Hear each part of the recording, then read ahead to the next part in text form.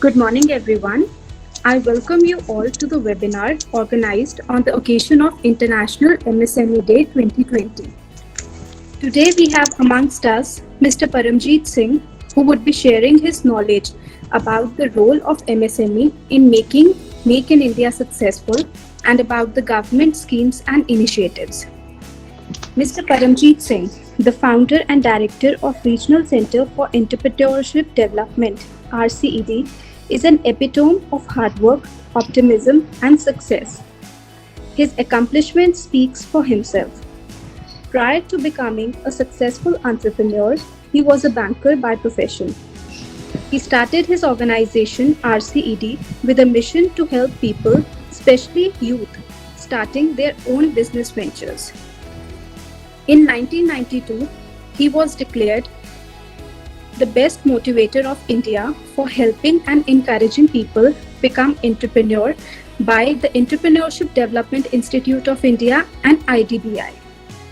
Further, in 2016, Mr. Paramjeet Singh bagged a national award for Best Entrepreneur in promoting micro enterprises under PMEGP by the Ministry of MSME, Government of India, and KVIC.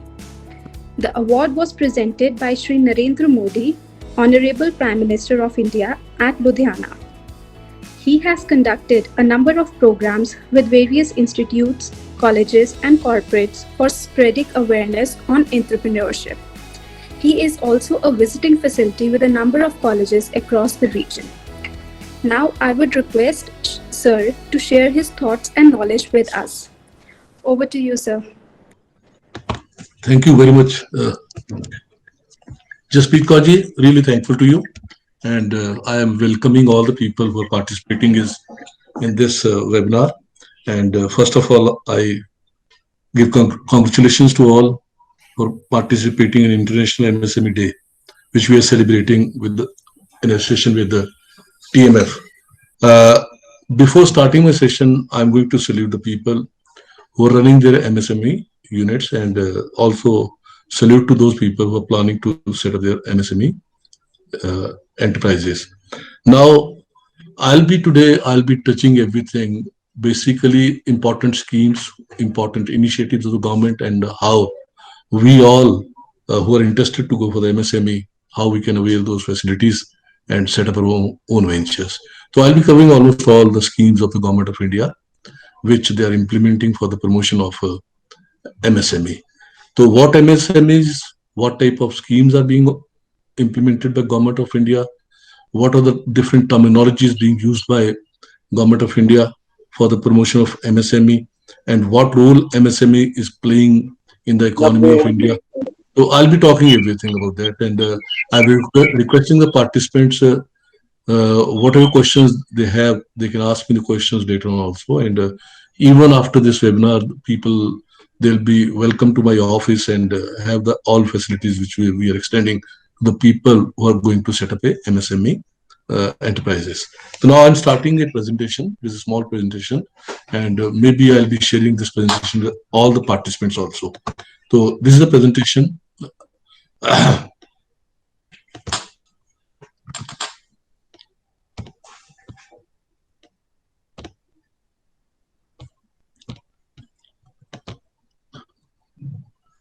Now, everybody knows today is the International MSME Day, so we are conducting this webinar on in context of that. You know? Now look at these initiatives government is talking, and every day we listen that whenever some minister or cabinet minister or prime minister or the chief minister of any state, they're talking about Make in India, Startup India, Stand Up India, Digital India, and Skill India. All these things are related to entrepreneurship. Now, Make in India, Startup India, Stand Up India, Digital India, and Skill India. And I know majority of the youngsters nowadays, they're aware about all these things, because every day through WhatsApp messages, we are receiving the messages that we should go for the manufacturing in India. We should purchase items being manufactured in India. So that will be possible through Make in India, and Make in India, Stand Up India, Skill India, Digital India, Startup India, whatever we talk. So it is basically related to entrepreneurship. And when we talk about entrepreneurship through MSME. Now, These are the government initiatives which they are talking about: Make in India, Startup India, Stand Up India, Digital India, Skill India. And for promoting all these initiatives, what government is running? Government is running different scheme like PMEGP1. It is a Prime Minister Employment Generation Program. I'll be discussing in detail what this scheme is and how the people are taking the benefit of this scheme. Then the second scheme comes Prime Minister Employment Generation Program, which is number two, because number one is a scheme for the starters, जो first means who are planning and setting the enterprise for the first time, and PMEG 2 is a for those people who have started and avail the facilities and they want to grow. So PMEGP 2 is for them. Then there is a scheme which is known as Mudra, and Mudra is having three components: Shishu, Kishore, and Tarun Mudra. So I'll be discussing about that also. Then comes Stand Up India scheme. Basically, it is for the promotion of when we talk about these, because when I was talking to you, Make in India, it means basically we should start manufacturing in India.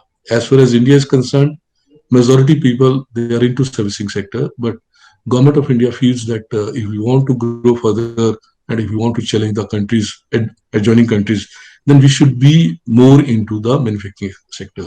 So Make in India is related to manufacturing. When we are talking about Stand Up India is related to only one thing, that government is interested that the people basically from SC category, ST category, and the women, they should come forward and they should set up their own enterprises. So they have introduced this Stand Up India scheme. And as far as the startup is concerned, Startup India, most of people they get confused about this because they feel that when we are talking about startup, so whosoever is starting the industry, that's not there. Startup means if somebody is coming with a new innovative idea, he's coming with the innovation, then government is going to provide them platform. They can do research, and after doing the research, they can come out with a commercial viable project.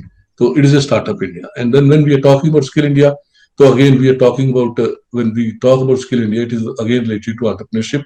And majority of people through Skill India, which are required, so they are required in this sector in MSME. So Skill India is also playing very important role because majority of MSME units they are not getting the proper skilled manpower and they're looking for the skilled manpower. And Digital India, we all know if there'll be industry, if there'll be skill, if there'll be people doing job, then definitely they'll be going for the Digital India. So the third scheme, first is the PMHP 1, second is the PMHP 2. Mudra is having three components. One, Mudra is having component of Shishu Mudra, the second component, which is Kishore Mudra, and third is the Tarun Mudra.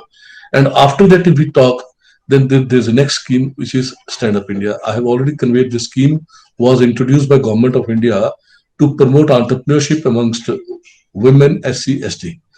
And then when we go further, then there is a scheme, National Horticulture Board. They are helping the people. Generally, when persons they feel that we want to have everything off season, vegetable off season, fruit off season, everything. Then National Horticulture Board, in the shape of supporting the cold storage, so they are supporting that. So this is a National Horticulture Board. Then comes the food processing unit, because we are living in the North India, and North India is famous for one thing, that we are producing food grains and fruit and vegetable. And what is required? Only one thing is required. Haji, I'll be coming to that also. Na? Thank you, Maji. Now, when we talk about the food processing unit, so we know India, we're on the top in the production of some of the items, vegetable and fruit में number of items जिसमें हम number 1 पे production में, total production जो पूरे world में होती है उसमें नंबर 1 है. And we are at number 2 also in some of the food items and fruit and vegetable items. But you'll be surprised to know, बहुत बड़ा सरप्राइज हम सबके लिए, that only 1.5% जो टोटल प्रोडक्शन है हमारी फूड की, फ्रूट की, वेजिटेबल की, इट इज बीइंग प्रोसेस्ड. हम प्रोसेस नहीं करते, आज भी कच्चा माल भेजते हैं. तो ministry of food processing they took the initiative through Sampada scheme, basically helping those people who will be coming and setting up a new venture, or they'll be expanding their units in food processing. Then we go further. आगे जाए तो there are schemes, National Urban Livelihood Mission, NULM. इसका पूरा नाम तो जो है दीनदयाल उपाध्याय योजना नेशनल अर्बन लाइवलीहुड मिशन है। अगेन इसमें भी basically they are helping the beneficiaries of the urban area कि अगर वो कुछ अपना काम करना चाहते हैं, different type of incentives they are providing. Then we talk about the बड़ी बड़ी इंपॉर्टेंट दो स्कीम्स और आती हैं, वो इसके बारे में नॉट मेनी पीपल जिनको अवेयरनेस ही नहीं है। That is MSME cluster scheme of MSME ministry. Ministry of government of India की एक स्कीम है, that is a cluster development. और आज इसके ऊपर मैं ज्यादा जोर डालूंगा बिकॉज हमारे यंगस्टर्स को स्कीम के बारे में पता ही नहीं, तो they are not taking the benefit of this. और इसमें बेनिफिट लेने के बाद will be helping the number of people. फिर एक स्फूर्ति स्कीम है, scheme of fund for regeneration of traditional industries. ये generally in the rural areas के लिए स्कीम बनी है। It is again a scheme of ministry of MSME, but इस scheme को वो रन करते हैं थ्रू केवीआईसी। एंड जो मिनिस्ट्री ऑफ एमएसएमई का जो क्लस्टर की स्कीम है, they running it through industries department. And then NABARD, NABARD के बारे में सारे लोग जानते हैं। NABARD is a very important institute जो फॉर्म एक्टिविटी और नॉन फॉर्म एक्टिविटीज में हम सबको हेल्प करता है। बट आज सिर्फ इंपॉर्टेंट एक ही चीज है कि लोगों को पता ही नहीं है इन स्कीम्स के बारे में। तो आज on the day of international day of MSME, I try to give the awareness to all that ये स्कीम क्या है, इनका बेनिफिट किसको लेना है। बेसिकली बेनिफिट उनको लेना है, the people who are ready कि हमने आप लोग कुछ काम करना है।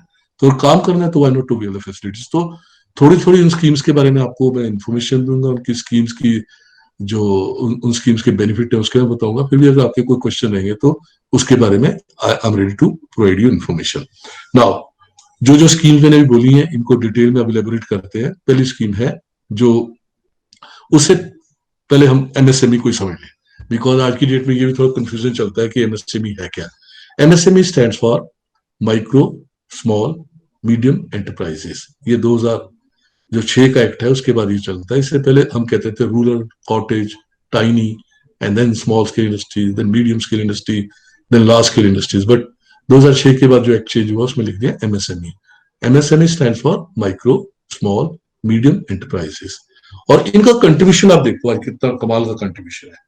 मैंने पहले जो बोला था कि जो एमएसएमई को रन करते हैं, आई सल्यूट दोज पर्संस। तो मैं वर्ल्ड की बात नहीं कर रहा, I am talking about India, India की बात करता हूँ। तो इंडिया में आप देखोगे टोटल यूनिट्स जो है आज की डेट में, ये सीआईए का डाटा है, 63.4 मिलियन यूनिट्स जो है those are existing in our country. और इसका नंबर और भी शायद ज्यादा होगा, क्योंकि जब उसका डाटा रजिस्ट्रेशन प्रॉपर होने तक पड़ी तो उसके बाद डाटा हमारे पास और आ जाएगा। जीडीपी में जो शेयर है 6.11% है एमएसएमई का। सर्विसेज में 24.63% जो है शेयर है एमएसएमई का। और अगर आप ओवरऑल एक्सपोर्ट्स की बात करो, जो इंडिया का एक्सपोर्ट है, तो इससे बड़ी बात कोई नहीं हो सकती। 40% जो एक्सपोर्ट है वो प्रोडक्ट जो है एमएसएमई बनाता है, उसके बेस पे किया जाता है।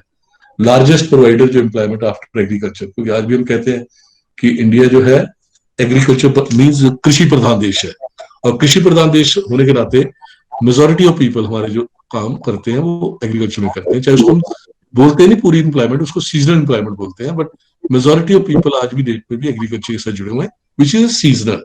But when we talk about जिसने सबसे ज्यादा आज एम्प्लॉयमेंट फुल फ्लेज प्रोवाइड कर रखी है, वो है 120 मिलियन लोगों को एमएसएमई ने प्रोवाइड कर। और इसमें से सबसे बड़ी बात, 51.2% ऑफ द टोटल जो वर्कफोर्स है इन एमएसएमई वो रूरल एरिया में है। इससे बड़ी बात कोई हो ही सकती, बिकॉज आज सबका कंसर्न है, गवर्नमेंट का कंसर्न है, हमारा सबका कंसर्न है कि people should not come out from the rural areas, वहीं बैठ के कुछ ना कुछ काम करें।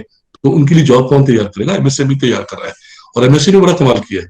तो 51.2% जो टोटल वर्कफोर्स है, 120 मिलियन के करीब जो लोग काम करते हैं, उनमें से 51.2 जो है वो रूरल एरिया में काम करते हैं। बहुत बड़ी अचीवमेंट है। उसके बाद जो बड़ी इंपॉर्टेंट आज इंफॉर्मेशन हम सबके लिए, क्योंकि कई बार कहते हैं कि वो कोई चैलेंज आता है तो उसके बाद हमें बड़ी अपॉर्चुनिटीज मिलती हैं। तो एक अभी चैलेंज आ रखा है मार्च 20, 22, 23 के बाद, तो उसके ऊपर लॉकडाउन चलते हैं, लॉकडाउन के ऊपर सब कुछ चलता है। तो कोविड-19 जिसको बोलते हैं, जिसको हम जानते हैं कि कोविड-19 चल रहा है, और majority of people they are sitting at home, school नहीं चल रहे, कॉलेज नहीं चल रहे, यूनिवर्सिटी नहीं चल रही, बड़े ऑफिस नहीं चल रहे, बड़े बिजनेस नहीं चल रहे, कल फिर ट्रेन बंद होगी, बड़ा कुछ चलता रहता है। But certainly it is a challenge. ये चैलेंज हम इंडिया को नहीं आया, चैलेंज वर्ल्ड वाइड है। बट इस चैलेंज का बेनिफिट जो था वो बहुत इंडिया को मिल सकता है अगर हम उस पर काम करें। तो चैलेंज क्या था? चैलेंज था कोविड-19 के बाद क्या होगा। बट आप देखोगे कोविड-19 के बाद देयर नंबर ऑफ पीपल, उन्होंने कमाल कर दिया। मैं एक दो एग्जांपल देखा, उसके बाद बात करता हूँ। 138 करोड़ की पॉपुलेशन आज हमारी कंट्री की। पहले कभी सोचा नहीं था मास्क डालेंगे, आज सारे के सारे मास्क डालते हैं। तो आज there are number of textile units जिन्होंने मास्क बनाने शुरू कर दिए। I know so many khadi people, I know so many people जिन्होंने मास्क बना के अलग अलग स्टाइल के मास्क देने शुरू कर दिए। और आज घरों में हैंगर्स में सूट के साथ आज जो है वो हमारे जो फेस मास्क लटके हुए किस सूट के साथ कौन सा डालना है। लुक एट दिस, एक अपॉर्चुनिटी लोगों ने ग्रैब कर दिया। लोगों ने कोरोना फ्री सर्विसेज प्रोवाइड करनी शुरू करी, corona free vegetable, corona free fruit कर दिया, कोरोना फ्री फूड ग्रेन कर दिया, कोरोना आपके ऑफिस को हम मतलब सैनिटाइज कर देंगे। और उसके बाद सबसे बड़ी बात आप देखो कि टेक्सटाइल इंडस्ट्री में, मैंने डाटा मेरे पास है थोड़ा सा, तो टेक्सटाइल इंडस्ट्री बहुत बड़ी थी, तो जिसमें लोगों का बहुत काम होता था, वो बंद हो गया। तो लोगों ने क्या किया, समबडी स्टार्टेड कि हम पीपीई किट बनाते हैं, किट बनानी शुरू की। और आज की डेट में 4.5 लाख किट्स जो है एवरीडे बनती है इंडिया में। और India with in 2 months second largest manufacturing in the world हो गया पीपीई किट्स का। हैंड सैनिटाइजर की बात करें या किसी और चीज की बात करें। और आज एक बहुत बड़ी चीज हो गई कि उसके बाद हमें एक मिल गया कि आज पीपल ने रियलाइज किया कि we have to support the products being manufactured in India. तो जितने मेरे लोग बैठे एमएसएमई के, इनको आज पहली बार ऐसी सपोर्ट मिली, इसमें लोगों ने ओपनली कहना शुरू कर दिया कि we not purchase the products produce by other countries, जो हमारी नेबरिंग कंट्रीज प्रोड्यूस करती हैं वो हम नहीं लेंगे। तो ये हमारे एमएसएमई के लिए बहुत बढ़िया चीज होगी। तो ये एक बेसिकली चैलेंज था, बट लोगों ने इसको कन्वर्ट किया अपॉर्चुनिटी में। और डेफिनेटली आज आने वाले 10 साल में लगता है कि अगर ये इस अपॉर्चुनिटी को हम आइडेंटिफाई करके इसके ऊपर काम करके, तो विद इन 10 ईयर जो कहते हैं India will be the top पे होगा। बिकॉज आज की डेट पे जो डाटा मिलता है, करीबन करीबन 1000 कंपनी जो चाइना में काम कर रही थी, they're interested, they're shown their interest कि हम इंडिया में आना चाहते हैं। अगर कंपनी आएंगी तो उनके साथ साथ में जो एंसिलरी इंडस्ट्रीज जो डेवलप होती है वो एमएसएमई के थ्रू चलती हैं। तो आज MSME is playing very very important role as a ancillary industry. तो आने वाले टाइम पे कमाल कर देंगे, बट अगर हमने इसको पॉजिटिव लिया और उसके ऊपर काम करना शुरू कर दिया। तो नाउ एक सबसे बड़ी जो आपको खुशखबरी है, और ये सबके लिए बड़ी अच्छी इंफॉर्मेशन है, और वो क्या है कि 13 मई 2020 को जब हम बात करते थे, आई यूज टू टेक क्लासेस। हमारी 12 तारीख को भी क्लास थी, 12 मई को, 13 मई को भी क्लास थी, और 13 के बाद एकदम 14 मई को there was a drastic change. तो ड्रास्टिक चेंज कौन सी आई, वो था existing and revised definition of MSME. पहले जब भी मैं क्लास लेता था, मुझे people they used to ask me कि सर हमें मैन्युफैक्चरिंग, क्योंकि एक बात याद रखना, when we are talking about industry, industry का मतलब है या मैन्युफैक्चरिंग या सर्विसिंग सेक्टर, ये दो ही होता है। तो उस वक्त सर्विसिंग सेक्टर वाले बड़े बोलते थे, लोग कहते जी हमें मैन्युफैक्चरिंग के साथ नहीं रखते, हमें तो सर्विसिंग सेक्टर में रखते हैं। तो सर्विसिंग सेक्टर जो बहुत पीछे होता है। बट बड़ी बढ़िया चेंज आई। पहले क्या था डेफिनेशन, माइक्रो इंडस्ट्रीज इनको बोला जाता था, जिनमें मैन्युफैक्चरिंग में इन्वेस्टमेंट 25 लाख तक होती थी।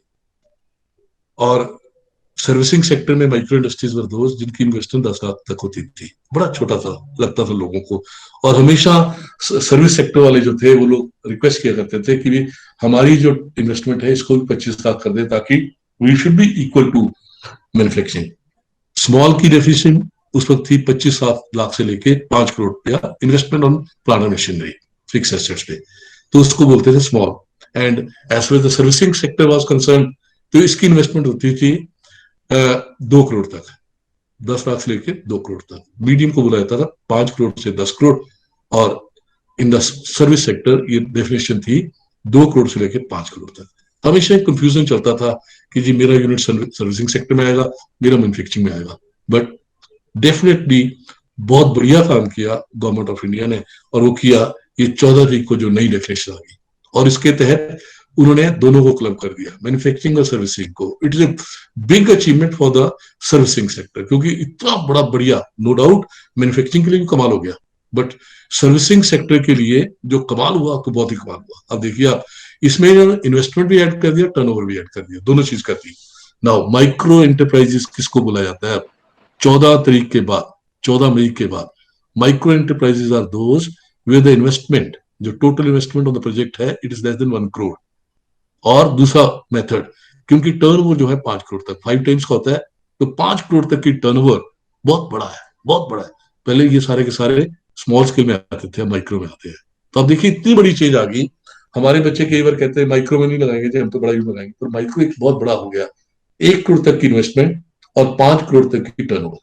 स्मॉल की जब बात करें तो जो पहले आपने देखा है 5 करोड़ तक था, अब इन्वेस्टमेंट अप टू 10 करोड़ आ गया। 1 करोड़ से लेके 10 करोड़ तक की इन्वेस्टमेंट जो है वो है स्मॉल स्केल सेक्टर में, और टर्नओवर इट इज 50 करोड़। और when we talk about the medium enterprises, जो 10 करोड़ में खत्म हो जाता था, अब उसका लेवल हो गया 10 करोड़ से ऊपर और 20 करोड़ तक, और टर्नओवर जो है इट इज 100 करोड़, 5 टाइम होता है। तो इससे बड़ा मौका नहीं मिल सकता हमें। और जो सबसे बड़ा डिसीजन गवर्नमेंट ऑफ इंडिया ने एक लिया है, जिसको हमें एमएसएमई को अप्रिशिएट करना पड़ता है, एमएसएमई भी अप्रिशिएट करे इस डिसीजन को, कि 200 करोड़ तक का जो टेंडर होता था पहले, बाहर की कंपनी आती थी, क्योंकि हमारे जो एमएसएमई के यूनिट्स थे वो छोटे लेवल पे अप्लाई करते थे, और छोटे छोटे उनकी, क्योंकि उनकी ज्यादा वो नहीं होती थी, तो 200 करोड़ तक के जो पहले टेंडर्स होते थे उनमें ग्लोबल टेंडरिंग होती थी। और ये डिसीजन 14 मई को हो गया कि 200 करोड़ तक के जो टेंडर्स हैं उनमें ग्लोबल टेंडरिंग नहीं होगी। तो इसका मतलब क्या हो गया, ये अपॉर्चुनिटी हमारी लोकल इंडस्ट्री को मिल गई, माइक्रो को, स्मॉल को, मीडियम को, लार्ज को, बट जो हमारी कंट्री के कि 200 करोड़ तक के टर्न जो टेंडर्स आएंगे गवर्नमेंट के, उसमें अभी कोई भी बाहर के लोग अप्लाई नहीं कर पाएंगे। It is a very good decision of the government. ये दोनों डिसीजन बहुत बढ़िया है, माइक्रो की डेफिनेशन, स्मॉल की डेफिनेशन, मीडियम की डेफिनेशन। और उसके बाद हम जब बात करते हैं तो वो जो उन्होंने किया कि 200 करोड़ तक जो है ये ग्लोबल ट्रेंडिंग नहीं होगी, ये भी एक हमारे लिए बहुत बढ़िया बात आ गई। तो now I will come to now schemes पे आते हैं। स्कीम्स आप सुनते रहना, बिकॉज अगर आपको कोई क्वेश्चन पूछना है आप क्वेश्चन पूछ सकते हो। जसप्रीत को मैं बोलूंगा, जसप्रीत आप वो देखते रहना कौन कौन से इंपॉर्टेंट क्वेश्चन है, we have to respond to all those questions, क्योंकि क्वेश्चंस देने, और मुझे थोड़ा आपने नॉक भी करना है कि मैंने कम से कम 15 मिनट पहले या 10 मिनट पहले आपको मैंने बताना है, मैंने इसको स्टॉप करना है, ताकि ताकि ये हमें ताकि हमें उनके आंसर्स देने के लिए टाइम मिले। और उसके बाद फिर मैं बता रहा हूँ कि आरसीडी जो है स्किल एंड एंटरप्रेन्योरशिप के लिए काम करता है। Any time you can come, we are based at everywhere and I am going everywhere. तो आज कई लोग यहाँ बैठे हैं जिनके पास मैं जाता हूँ, आज उनके साथ यहाँ पे मुलाकात हो रही है। I am grateful to all of them जिन्होंने पार्टिसिपेट किया हुआ है। तो मेरा ये रिक्वेस्ट है, ये इन्फॉर्मेशन आप ना सबके साथ शेयर करना। तो इस स्कीम के बारे में, जिसको आज की डेट में मैं बोलता हूँ one of the best scheme of the country, PMEGP, youngsters के लिए। अब इसमें थोड़ी चेंज जरूर आएगी, बिकॉज अब गवर्नमेंट ने जब डेफिनेशन ऑफ माइक्रो की चेंज कर दी है, माइक्रो के लिए पहले बनी थी, तो अब इसको चेंज करना पड़ेगा। ये 2008 15 अगस्त को लॉन्च की थी लाल किला से, और इसको इंप्लीमेंट किया था जनवरी 2009 से। और इस स्कीम को आज बेस्ट क्यों माना जाता है, बिकॉज क्राइटेरिया दो है, एक 18 साल से ऊपर की आयु होनी चाहिए, सेकंड है 8वीं से ऊपर पढ़ा लिखा है या 8वीं से नीचे पढ़ा लिखा। दो ही क्राइटेरिया है, 18 साल से ऊपर, और दूसरा 8वीं से ऊपर पढ़ा लिखा, 8वीं से कम पढ़ा लिखा। और 8वीं से ऊपर पढ़ा लिखा है, और जितने हमारे कॉलेजेस में, यूनिवर्सिटीज में या आईटीएस में जो बच्चे पढ़ते हैं, they are all qualified for this particular scheme. तो 18 साल से ऊपर उम्र है, 8वीं से ऊपर पढ़े हो, तो 25 लाख रुपया मैन्युफैक्चरिंग के लिए, यूनिट के लिए, और 10 लाख रुपया सर्विस सेक्टर के लिए मिलता था इसमें स्कीम में। स्कीम में दो कैटेगरीज के लोग होते थे, one who are going to set up industry in the rural area, second in the urban area. ठीक है जी, दो ही टाइप के लोन, मैन्युफैक्चरिंग के लिए और सर्विसिंग के लिए। 25 लाख और 10 लाख जो 8वीं से ऊपर पढ़े लिखे हैं, और सपोज कोई 8वीं से कम पढ़ा लिखा है या अनपढ़ है, तो गवर्नमेंट ऑफ इंडिया ने उनको भी इसमें अकोमोडेट किया, बट उसका क्वांटम कम कर दिया, 10 लाख रुपया मैन्युफैक्चरिंग के लिए और 5 लाख रुपया सर्विसिंग सेक्टर के लिए। एज वही 18 साल। तो आप रूरल एरिया में लगा सकते हो, अर्बन में लगा सकते हो। कैटेगरीज भी दो बना दी, एक जनरल कैटेगरी और दूसरी स्पेशल कैटेगरी। जनरल कैटेगरी में सिर्फ मेल आता है, ओनली मेल। और स्पेशल कैटेगरी आप देखोगे तो नीचे एक चार्ट बना है, all SC, all ST, all OBC, all minority, all women, all exservicemen, all handicap, all NRE, hill and border areas के रेजिडेंट्स जो है वो सब आते हैं। तो नाउ अब क्या है, देखिए आप देखिए, if somebody sitting here from general category, तो उनको क्या है, 10% they have to contribute. General category का कोई मेल है, ओनली मेल, उसको 10% अपनी ओर से कंट्रीब्यूट करना है। अगर urban city like Chandigarh, Delhi, है ना, कहीं भी, लुधियाना, लखनऊ, कहीं भी वो यूनिट लगाता है, because this scheme is implemented in the entire country. आज की डेट में इस स्कीम का बेनिफिट बहुत लोग लेते हैं, हजारों का इसमें टारगेट होता है स्टेट वाइज, और वो लोग बेनिफिट का लेते हैं।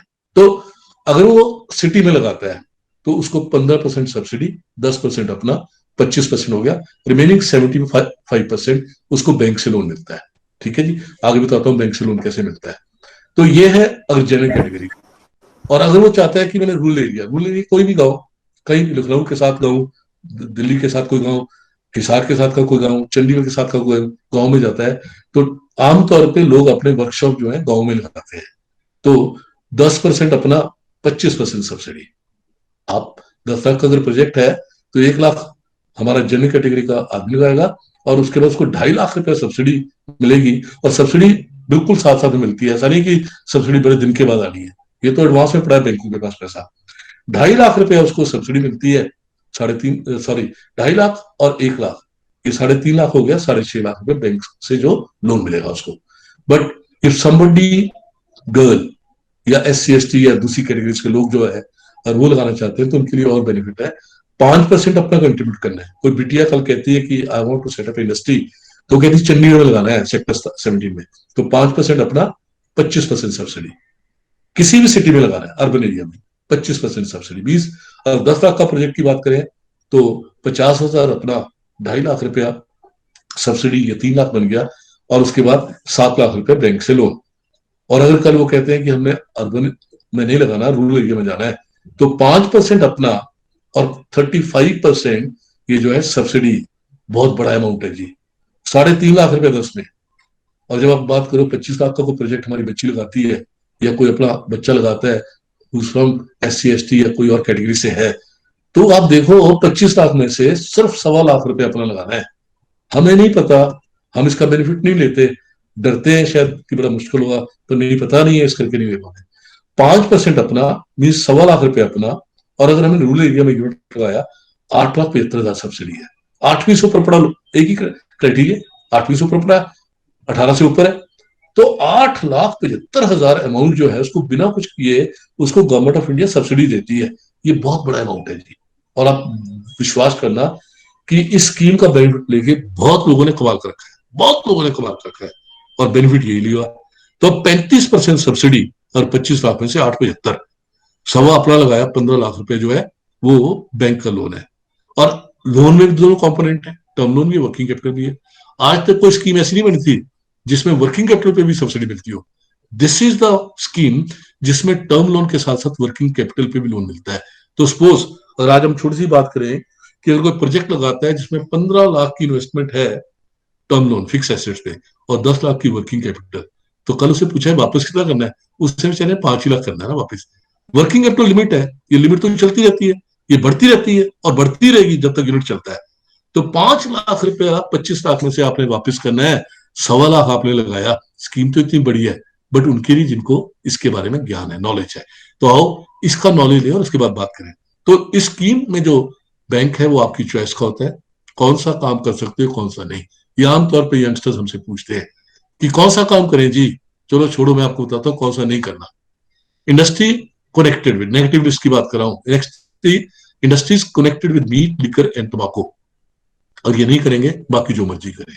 Agro, food processing, frost, servicing sector, जिस मर्जी चीज का आप नाम लो, तो you will see that is covered in this. फिर उसके बाद दूसरा डर लगता है, ये तो पता हो गया, चल गया कि 3 काम नहीं करने, इसके अलावा कोई काम करो। आप कोई काम कर सकते हो, सर्विसिंग सेक्टर में, मैन्युफैक्चरिंग में कोई काम कर सकते हो। उसके बाद दूसरा क्वेश्चन लोगों को बहुत डर लगता है, सर सिक्योरिटी नहीं है, गारंटी नहीं है।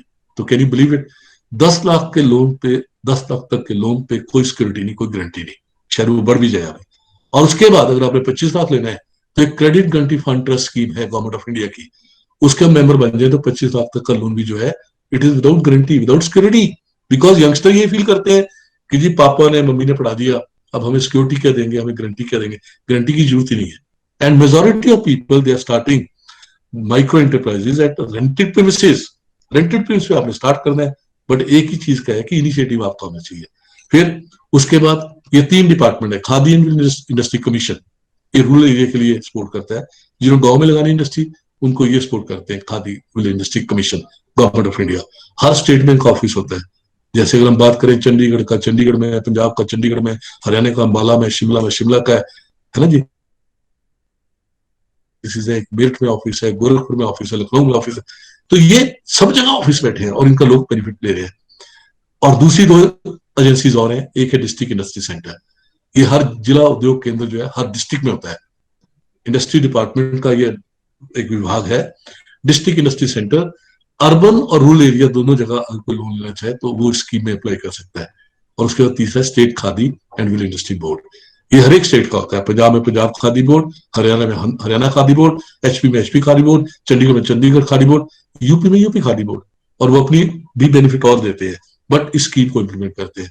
और टारगेट क्या है कि 30% खादी कमीशन लोगों को देना है। 30% means total target for the state वो डिवाइड करते हैं, 30% with khadi commission, 30% with khadi board and 40% जो है that is with industry department, DIC. और अगर आप देखोगे beauty of this scheme, 30% khadi commission, 30% khadi board, ये 60% हो गया रूरल एरिया के लिए। और जो 40% रहता है विद डीआईसी, वो भी कोशिश करते हैं कि 50% of that it should go to the rural area and 50% to of the total to the urban area. तो उनके पास 40% है, 40 और 20%, तो अब 30-30-20, तो 80% जो इसकी असिस्टेंस है दिस पर्टिकुलर स्कीम की, वो रूरल एरिया में जाती है। तो इससे बड़ी बात हो नहीं सकती और हम इसका बेनिफिट ले। तो मैंने इसको सारा कवर कर दिया। नाउ इसके बाद क्या हुआ, हर स्कीम के बाद 8-10 साल के बाद गवर्नमेंट ऑफ इंडिया उस स्कीम को रिव्यू करती है और देखते हैं कि भी ये स्कीम अच्छी चल रही है नहीं चल रही। And it happened with this scheme also. और गवर्नमेंट ऑफ इंडिया ने जो 2018 में जो यूनिट लग चुके थे, 4,66,471 यूनिट लग चुके थे कंट्री में, उनका सर्वे किया और उनको देखा कि हम इसमें क्या कर सकते हैं। And you will be surprise to know it happened for the first time. MDI, management development institute, government of India को जो गुड़गांव में, उन्होंने सर्वे किया पूरे ऑल ओवर इंडिया का। और वो सर्वे करने के बाद उन्होंने एक नतीजा निकाला। वो क्या निकाला कि this is one of the best scheme. और इसमें तो एक चीज की जरूरत है कि जो लोग आगे ऑलरेडी काम करते हैं उनको आगे बढ़ाने के लिए एडिशनल फाइनेंशियल असिस्टेंस दी जानी चाहिए। और ये पहली बार हुआ कि किसी स्कीम के तहत 1 करोड़ रुपया, किसी स्कीम के तहत एडिशनल लोन जो था उसका प्रोविजन किया, 1 करोड़ रुपया मैन्युफैक्चरिंग के लिए और 25 लाख रुपया सर्विसिंग सेक्टर के लिए। जो 25 लाख था वो 1 करोड़ तक पहुंचा दिया और जो 10 लाख था वो 25 लाख तक पहुंचा दिया। और सबको बोल दिया, इसमें कोई कैटेगरी नहीं, ना जनरल है ना कुछ है, सिर्फ एक ही कैटेगरी है। उसने पहले पीएमईजीपी में लोन लिया और 3 साल अपना यूनिट चलाया। पीएमईजीपी ने लिया तो आरईजीपी में लिया, आरईजीपी में नहीं लिया तो उसने मुद्रा में लोन लिया। किसी स्कीम में अगर उसने लोन लिया 3 साल से उसका यूनिट प्रॉफिटेबल है, तो उसको 15% सब्सिडी मिलेगी एंड ही इज एलिजिबल 10% अपना लगाना है। Now look at this quantum, all categories, ना एससी ना एसटी ना विमेन ना जनरल, हर कैटेगरीज, एक ही कैटेगरीज। कौन सी कैटेगरी? जिसने पहले यूनिट लगाया है। और 10% उसको अपना एक्सपेंशन के लिए, ग्रेडेशन अपग्रेडेशन के लिए लगाना है। 15% सब्सिडी मिलेगी, 1 करोड़ तक का उसको यूनिट मिल सकता है। और इसमें भी अगर हमें सिक्योरिटी नहीं है तो हम CGFTS की स्कीम का बेनिफिट ले सकते हैं। और number of people they coming forward to avail facility under this particular scheme. इसके लिए भी ऑनलाइन एप्लीकेशन है, पोर्टल है पीएमईजीपी का, उस पर जाओगे 2 पेज का एप्लीकेशन फॉर्म होता है पीएमईजीपी 1 के लिए भी और 2 पेज का एप्लीकेशन फॉर्म होता है पीएमईजीपी 2 के लिए भी। तो अप्लाई किया और अप्लाई करने के बाद आपको बेनिफिट मिल गया। और सबसे बड़ी बात है कि पहले होता था कि ये अभी लेटेस्ट जो अभी डेवलपमेंट हुई है कि पीएमईजीपी 1 में अगर आपने लोन अप्लाई करना है तो आपको लोन अप्लाई करने के बाद आपकी एप्लीकेशन डीएलटीएफसी को जाती थी, district level task force committee, उसको जाती थी। और आमतौर पे हमारे यंगस्टर्स फील करते थे कि डीएलटीएफसी की मीटिंग ज्यादा नहीं होती तो हमारा प्रोजेक्ट डिले होता है। बट अब गवर्नमेंट ऑफ इंडिया ने ये डिसीजन ले लिया कि अब आपकी एप्लीकेशन सीधा जो है इंप्लीमेंटिंग एजेंसी विदाउट डीएलटीएफसी वो सीधा बैंक को भेज देगा। और बैंक कौन सा? जिसको आप रिकमेंड करोगे। और बैंकों में भी क्या बोलते हैं, आपकी first choice, second choice, third choice, आपने चुनने हैं बैंक, और उस बैंक को आपकी एप्लीकेशन भेज देते हैं। और बैंक जिस दिन आपको लोन डिस्पर्स करता है, और लोन डिस्पर्स करने के बाद एक फॉर्म भरना पड़ता है उनको कि हमने लोन डिस्पर्स कर दिया, इनकी मार्जिन मनी रिलीज कर दो, वो मार्जिन मनी आपको एकदम आ जाती है, आपके खाते में आती है। और वो जो मार्जिन मनी के अगेंस्ट, और आपको ये नहीं कि आपको पहले मार्जिन की वेट करनी पड़ेगी। The day your loan will be sanction, 5% आपने देना है, 95% आपको आ जाएगा स्पेशल कैटेगरी को। और जो दूसरी कैटेगरी 10% आपको देना है, 90% आपको वहां से आएगा। इसका मतलब क्या कि 100% मिल जाएगा। सब्सिडी बाद में आ जाएगी, थोड़े दिन के बाद आ जाएगी, बट सब्सिडी विल कम। 3 साल के लिए वो सब्सिडी आपका एक एफडी अकाउंट बन जाता है। उस अमाउंट पे ना आपको इंटरेस्ट मिलता है ना इंटरेस्ट देना पड़ता है। और जिस दिन 3 साल में यूनिट आपका चल रहा है वो इसलिए है कि आपका यूनिट सक्सेसफुल चले, तो वो सब्सिडी आपको एडजस्ट हो जाती है। तो ये one of the best scheme है जो आज की डेट में चल रही है, PMEGP1, PMEGP2।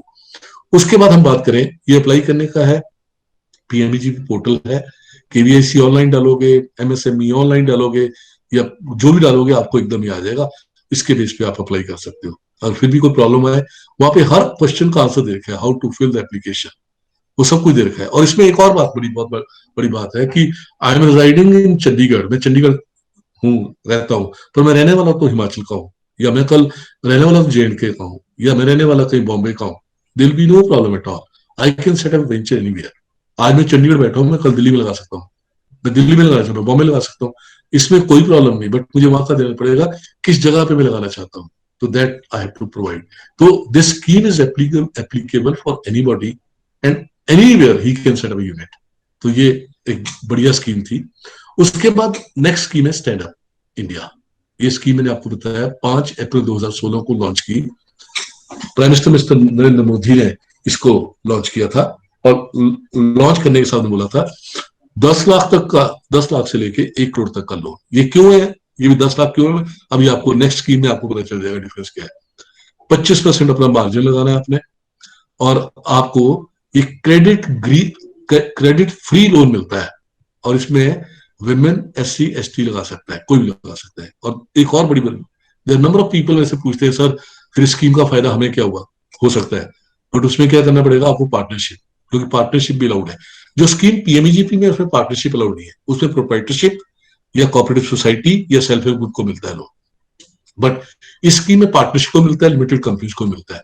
और जब लिमिटेड कंपनी में पार्टनरशिप की बात करें, तो अगर विमेन का या SC या ST का शेयर 51% से ऊपर है, तो anybody can apply. Suppose tomorrow morning some male who is from general category, वो सोचता है कि मैंने करना है, तो with ladies if he joins hands together, और लेडी का शेयर जो है 51% से ऊपर है, तो immediately they can apply under this particular scheme. और असिस्टेंस इसमें सबसे बड़ी बात है कि 1 करोड़ तक के लोन पे कोई सिक्योरिटी नहीं, कोई श्योरिटी नहीं। और इसकी एक और खासियत है स्कीम की, कि स्कीम में पहली बार हुआ कि ट्रेडिंग, मैन्युफैक्चरिंग एंड सर्विसिंग तीनों के लिए लोन मिल सकता है। जब ये स्कीम लॉन्च हुई थी 2016 में, 1,25,000 ब्रांचेस थी हमारी कंट्री में, ब्रांचेस ऑफ बैंक्स। तो इसमें नंबर दिया था कि हर ब्रांच 2 केसेस करेगी, 2.5 लाख केसेस में करने थे। 10,000 करोड़ रुपया जो था वो खादी कमीशन, सॉरी, सिडबी ने इसके लिए, रिफाइनेंस के लिए रखा था। तो ये स्कीम है। सिडबी इज ऑपरेटिव, लखनऊ में इनका हेड ऑफिस है, बॉम्बे है, और उसके बाद हर स्टेट में इनका ऑफिस है, एंड दे वर्किंग देयर। तो इस स्कीम का बेनिफिट भी हम ले सकते हैं, ऑनलाइन एप्लीकेशन ले सकते हैं। अपार्ट फ्रॉम लोन, आपको हर जो स्पोर्ट है, hand holding sport, free of cost मिलती है। Any youngsters can apply in this particular scheme also. फिर उसमें स्पोर्ट जो भी आती है, कैसे करना है, क्यों करना है, किससे लोन लेना है, सब कुछ उसमें आपकी हेल्प जो की जाती है। मैंने फीचर्स बता दिए, 10 लाख से 1 करोड़, हैंड होल्डिंग स्पोर्ट है, क्रेडिट गारंटी स्पोर्ट है, पोर्टल सर्विसेज ऑनलाइन है, और उसके बाद मैन्युफैक्चरिंग भी है, सर्विसिंग भी है, ट्रेडिंग भी है। ग्रीन फील्ड के जो प्रोजेक्ट्स हैं उनके ऊपर मिलता है।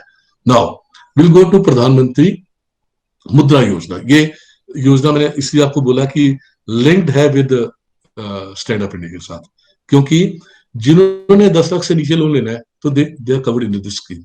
ये स्कीम भी 2015 8 अप्रैल को प्रधानमंत्री मिस्टर नरेंद्र मोदी ने इसको लॉन्च किया था। इसमें 3 कंपोनेंट है, शिशु मुद्रा, किशोर मुद्रा, अंतरण मुद्रा। अब अमाउंट छोटा है, कई बार लगता है, but there are number people they looking for this amount. तो शिशु मुद्रा में 50,000 तक लोन मिलता है, किशोर मुद्रा में 50,000 से लेके 5 लाख तक, और तरुण मुद्रा में 5 लाख से लेके 10 लाख तक का लोन मिलता है। अगेन ट्रेडिंग के लिए मिलता है, मैन्युफैक्चरिंग के लिए मिलता है, सर्विसिंग के लिए मिलता है। और इसमें सबसे बड़ी बात, किसी बैंक में जाके डायरेक्टली अप्लाई कर सकते हो। बैंकों के बाद आप देखोगे प्रधानमंत्री मुद्रा योजना, इसका बोर्ड लगा होता है, आप अप्लाई करो। और ये जितनी 3 स्कीमें हैं, शिशु मुद्रा, किशोर मुद्रा एंड तरुण मुद्रा, इन तीनों के ऊपर आपको कोई जो है कोलेटरल सिक्योरिटी या सिक्योरिटी और गारंटी नहीं देनी है। तो ये है इसका अचीवमेंट। उसके बाद आ गया स्किल इंडिया। ये आप बोलोगे स्किल इंडिया दो टाइप से मैं आपके साथ बात करता हूँ। वन, एनएसडीसी का आपने नाम सुना है, national skill development corporation of India, है ना, नेशनल स्किल डेवलपमेंट कॉर्पोरेशन। हर जगह इनके ऑफिसर बैठे हैं, पंजाब में, हिमाचल में बड़े अच्छे अच्छे ऑफिसर, यंगस्टर्स इनके बैठे हैं। I know mister Bhatnagar who sitting here in Chandigarh, वो चंडीगढ़ और हरियाणा का एरिया देखते हैं। हिमाचल में मिस्टर जितेंद्र, जिनको मिला भी बहुत बढ़िया आदमी, बड़े सपोर्टिव है। तो इसमें हमारे पास दो अल्टरनेटिव होते हैं। एक, अगर अपने अपनी स्किल डेवलप करवाना चाहते हैं तो उसके बारे में बात कर सकते हैं, और सेकेंडली अगर हम इसको बिजनेस अपॉर्चुनिटी में कन्वर्ट करना चाहते हैं तो हम बिजनेस भी कर सकते हैं। नेशनल स्किल डेवलपमेंट कॉर्पोरेशन के जो नीचे आते हैं, एक तो एनएसडीसी हो गया जिसमें मैंने आपको बताया, हिमाचल, पंजाब, हरियाणा, यहाँ पर आप बात करना चाहते हो तो mister Bhatnagar is located at Chandigarh. And उसके बाद अगर हम बात करें हिमाचल, मिस्टर जितेंद्र, और हर स्टेट में है जिनके मैं नाम आपको बता सकता हूँ सारे के सारे। तो ये एनएसडीसी है। एनएसडीसी इज वर्किंग थ्रू, इनके साथ कौन मिलकर काम करता है, स्टेट स्किल मिशन। ये बहुत बड़ा डिपार्टमेंट बन चुका है हर स्टेट में। हर स्टेट में डिपार्टमेंट बहुत बड़ा है। हिमाचल स्किल जो है वो हिमाचल में है, पंजाब में है, हरियाणा में है। पंजाब और चंडीगढ़ का तो चंडीगढ़ में ही है Punjab skill mission, Chandigarh skill mission, Haryana skill mission, ऐसे Himachal, J and K, every state there are skill mission, state government ने बना रखे हैं। और पहले शायद चलता 75-25 की भी, 75% फंड जो थे सेंटर से आते थे, 25% ये लगाते थे। अब 25-75 का कुछ ऐसा हो गया। अब वो क्लैरिफाई हो जाएगा, बिकॉज आजकल थोड़ा सा वो कोविड के साथ ये देख रहे हैं कैसे हमने अपनी स्कीम्स को। तो स्टेट स्किल मिशन में हम जाके दो टाइप की हेल्प ले सकते हैं। वन, कि we want to groom ourself, skill develop करना चाहते हैं, तो वहां से हमें पता चल जाएगा कि हम या ये स्किल कहां से ले सकते हैं। और सेकेंडली, कल हम सेक्टर स्टेट स्किल मिशन के पार्टनर बनना चाहें, पार्टनर आप दो टाइप के बन सकते हो, ट्रेनिंग पार्टनर बन सकते हो और एक असेसमेंट एजेंसी बन सकते हो। तो उसके बीच में एक और आता है सेक्टर स्किल काउंसिल। जितने डिफरेंट टाइप की जो ट्रेड्स होते हैं उनके लिए एनएसडीसी ने सेक्टर स्किल काउंसिल बना रखी है, एग्रीकल्चर की बना रखी है, ऐसे ही मतलब फूड प्रोसेसिंग, हर हर चीज की जो है सेक्टर स्किल काउंसिल है। और ये बड़ी हेल्प करते हैं। हमारे यहाँ पे एग्रीकल्चर का जो है वो मोहाली में ऑफिस है इनका बड़ा, colonel Sodhi is very active in help करने की कोशिश करते हैं। तो सेक्टर स्किल काउंसिल्स के साथ भी हम पार्टनरशिप कर सकते हैं। और उसके बाद training partner, we can be a training partner to NSDC, we can be a training partner state skill mission. और उसके बाद जो है असेसमेंट एजेंसी। तो ये 3-4 अपॉर्चुनिटीज हैं। There are number of youngsters जो ट्रेनिंग पार्टनर्स बने और जो ट्रेनिंग्स प्रोवाइड करते हैं। और ट्रेनिंग में वो पूरा लोगों को मोबिलाइज करना, लोगों को ट्रेन करना, लोगों को प्लेस करवाना, तो इसके लिए स्टेट गवर्नमेंट भी पैसा देती है, एनएसडीसी भी देती है। तो इसमें ये अपॉर्चुनिटी है यंगस्टर्स के लिए कि एनएसडीसी का साइट पे अगर जाएंगे तो उनको सारी डिटेल मिल जाएगी, स्टेट स्किल मिशन पे जाओगे तब भी मिल जाएगी, स्टेट सेक्टर स्किल काउंसिल्स पे मिल जाएगी, और ट्रेनिंग पार्टनर्स तो दे देंगे आपको इन्फॉर्मेशन। तो ये एक अपॉर्चुनिटी भी है। और क्योंकि आने वाले टाइम पे आज की डेट में भी अगर हम बात करें तो गवर्नमेंट ऑफ इंडिया कहती है कि हमें जो है 500 मिलियन के करीब लोग चाहिए स्किल्ड पीपल, बिकॉज आज they are not looking for BA, MA, BCom, MCom, they are looking for the people who knows tally, who knows accounts, who knows this. These skilled people they're looking for, and the people who are expert in communication also they are required. तो ये सारे के सारी skills जो है वो provide की जाती है। तो this is one of the opportunity. आने वाले टाइम इसकी बहुत जरूरत पड़ेगी। नाउ उसके बाद चलते हैं फूड प्रोसेसिंग, बिकॉज मैंने आपको बोला कि जो नॉर्थ इंडिया, स्पेशली जितना भी नॉर्थ इंडिया, यूपी की बात करें, राजस्थान की बात करें, पंजाब, हिमाचल, हरियाणा की बात करें, हमारे एक बहुत बढ़िया चीज है हमारे पास एग्रीकल्चर में। फूड एग्रीकल्चर में चाहे वो वेजिटेबल प्रोड्यूस करते हैं, चाहे फूड ग्रेन प्रोड्यूस करते हैं, और या हम फ्रूट्स प्रोड्यूस करते हैं, तो हमारी स्पेशलाइजेशन है। जम्मू में सेब मिलेगा, हिमाचल में सेब मिलेगा, खुबानी मिलेगी, टमाटर मिलेगा, है ना, हर जगह कुछ न कुछ, आम मिलेगा, पंजाब में मिलेगा, यूपी मिलेगा, हर जगह कुछ न कुछ मिलता है। उसको प्रोसेस करना, मैंने पहले आपको बताया था 1.5% जो है हमारा टोटल प्रोड्यूस जो है वो वेस्ट होता है। और किसान गरीब क्यों है? किसान गरीब होने के दो ही कारण है, एक तो कच्चा माल बेचता है और दूसरा है पोस्ट हार्वेस्ट लॉसेस, उसके बहुत ज्यादा होते हैं। आप हैरान हो जाओगे कि अगर पोस्ट हार्वेस्ट लॉसेस को कम कर दे और प्रोसेस करके बेचना शुरू कर दे, किसान जैसा अमीर आदमी कोई हो ही सकता। बट आज there are number of people जो यहाँ पे इसमें इनिशिएटिव ले रहे हैं। बट आज हमें सबको इसमें इनिशिएटिव लेना पड़ेगा कि हमें कच्चा माल नहीं। मैं कई बार एग्जाम्पल देता हूँ, कनक का रेट गवर्नमेंट तय करती है और हमें बेचनी पड़ती है, पर कनक को प्रोसेस किया दलिया बनता है, दलिया का रेट वो तय करता है जो बनाता है। तो आज इंपॉर्टेंट ये है, वो आदमी इंपॉर्टेंट है जो चीज बनाता है वो रेट तय करे। तो आज हमारे फार्मर्स बेचारे इसलिए गरीब है क्योंकि कच्चा माल अगर वो बेचते हैं तो कच्चे का जो रेट है वो गवर्नमेंट डिसाइड करती है, बट उसको प्रोसेस किया 10 रुपए, 12 रुपए, 15 रुपए कणक बिकती है, बट जब प्रोसेस करते हैं दलिया 65 रुपए की बिकता है। आहार दलिया जो है वो 265 रुपए करके मिलता है। दूध बनाते हैं, दूध बड़ा सस्ता बिकता है, दूध को प्रोसेस किया तो आप देख लो 2.5 2.5 किलो दूध में 1 किलो पनीर निकलता है, पनीर 200 रुपये बिकता है, इजराइल चीज 350 रुपए का बिकता है। प्रोसेसिंग जो है ये बड़ी इंपॉर्टेंट है। आलू नहीं बिकते, चिप्स बिकते हैं, और चिप्स का रेट आप देख लो कितना होता है। तो आज इंपॉर्टेंट है हमारे यंगस्टर्स को कि कम फॉरवर्ड, बिकॉज एक बात याद रखना कि जैसे पॉपुलेशन बढ़ती है तो सबसे बड़ी डिमांड जो है वो खाने पीने की आती है, बट खाने पीने में अगर हम प्रोसेस नहीं करेंगे, कच्चा माल बेचेंगे तो हमारी गरीबी बनी रहेगी। 19 मई 2017 प्रधानमंत्री mister Narendra Modi and Harsimrat Kaur Badal, she was a minister at the time also, now she is again minister, तो इन्होंने ये लॉन्च की थी 2017 में। आजकल इसका नाम प्रधानमंत्री संपदा स्कीम भी बोलते हैं आप, तो आप इसको डिटेल देख लोगे। तो इस स्कीम में प्रोसेसिंग के लिए फूड को, फ्रूट को, वेजिटेबल को प्रोसेस करते हो तो उसके लिए है ये स्कीम। तो इस स्कीम के तहत मेगा फूड पार्क, हम इसकी बात ना करें, 100 करोड़ तक अगर कोई लगाता है जिसमें सारी फैसिलिटीज देनी है फूड प्रोसेसिंग के लिए, तो 50% इसमें बड़े फूड पार्क आ रखे प्राइवेट सेक्टर के बड़े बड़े, जिसमें गवर्नमेंट ने उनको पैसा दिया। तो 50 crore is the maximum limit as well subsidies concern. But हमारा कंसर्न इसके बारे में नहीं जाना, स्कीम के बारे में, क्योंकि हमने मेगा फूड पार्क तो नहीं सेटअप करना, बट हम नया फूड प्रोसेसिंग यूनिट लगाना चाहते हैं, creation and expansion of food processing and preservation capacity. और आप इसको देखोगे तो आप देखो ये हमारे बच्चे कर सकते हैं, कोल्ड चेन भी कर सकते हैं, एग्रो प्रोसेसिंग क्लस्टर भी कर सकते हैं, ये सारे नीचे हैं, बट ज्यादातर जो है कर सकते हैं नया यूनिट लगा सकते हैं फूड प्रोसेसिंग का, या एग्जिस्टिंग को भी वो आगे डेवलप कर सकते हैं। तो इस फूड प्रोसेसिंग यूनिट के लिए अगर वो काम करते हैं तो उसमें उनको 35% सब्सिडी। देखिए आप, इससे बड़ी तो नहीं कोई बात होगी, 5 करोड़ तक की लिमिट है, maximum limit of the subsidy. तो आप कॉस्ट ऑफ प्रोजेक्ट तो देख लो कितना होगा।